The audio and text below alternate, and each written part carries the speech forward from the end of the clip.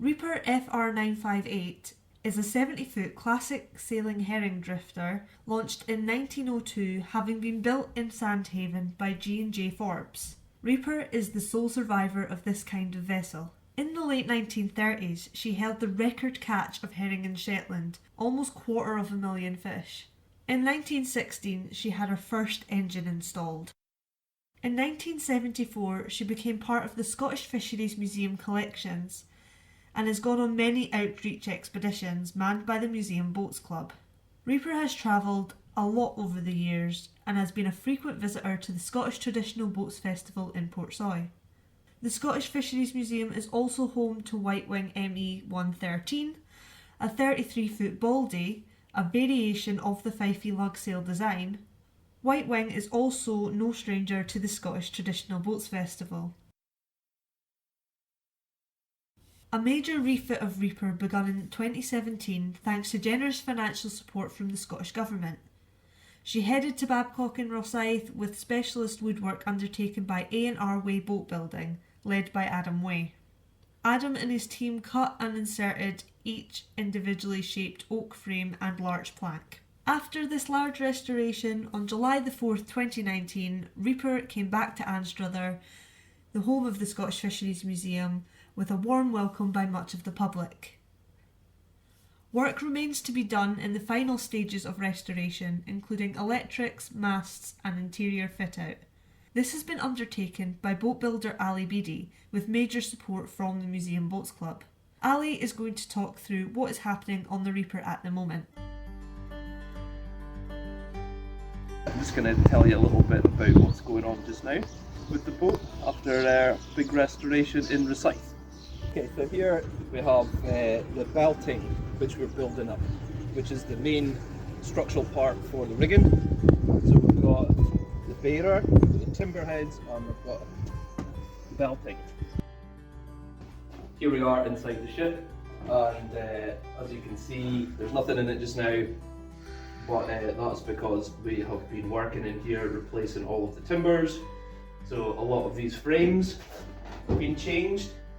We've got a new beam shelf which is running along here supporting all the deck beams, and we are now in the process of starting the main mast step. So the new mast Reaper is getting is a hollow construction, and this is made of Oregon pine and is 60 foot in length. So this is Reaper's main mast, and it's been condemned because it has rock going through it, so that's why we've opted to go for the hollow mast. You can see here that what's been happening, basically water's been getting in here and rotting her out. So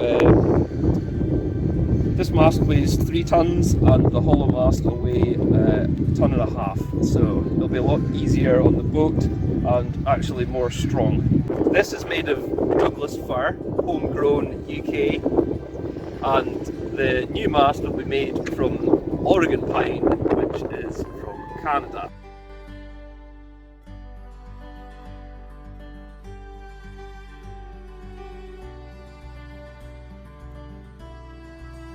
We've just about finished off the whole restoration, just a little bit left to go, and the Boats Club volunteers have been cracking on down in the hold with the fit out.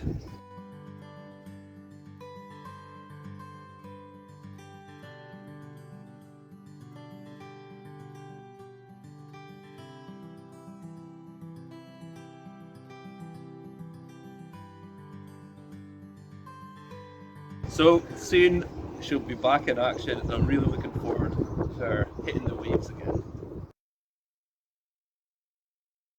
Down the east coast, going down to Whitby for a week really. We had change of crew because obviously it's quite a while to be down there, but 1,000 people a day through the boat in Whitby. So click them off and click them on and click them off as they go on and off the vessel. And it takes about 5 or 6 people to actually make sure that people go through the vessel safely. But there's a lot of interest in Whitby. and we were able to explain, what it was like sailing on Reaper 100 plus years ago. Catch industrial quantities of herring, anything between 100 and 200 cran a herring at a time, and they'd get £1 a cran, a better price if they got it back quickly in barrels and salted. So it was quite an operation, really, for a whole variety of different people, not least of which was the herring lasses, who would work under piece rate. So the catch would be landed in quarter-cran baskets onto the quayside, where the lasses would deal with them, and the fastest, as you know, would get about 60 a minute. Unbelievable. Fun thing was the schools weeks. That was really tremendous. We used to have a lot of fun with the kids. They used to break them in three parties. So there'd be one that would go in the cabin, one in the hold, and one would raise the mainsail. We even had one group that raised the mainsail without any help from the captain in Montrose, if I remember right. So yes, it's good to get the kids on board and get them interested, and of course the three groups, you crab them round so that they all get round in the allotted time. But a lot of fun. It seems a bit of a memory now, but hopefully we'll be back doing it before long.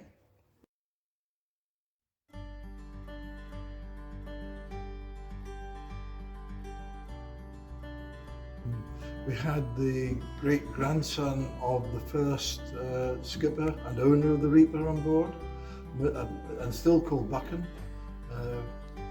He came on board in Portsoy about 5 or 6 years ago. Portsoy, it's always a great cry from the north, and a lot of fun in Portsoy, and lots of great acts out in the harbour. Yes, it's meeting up with people that you haven't seen for a while. It's excellent.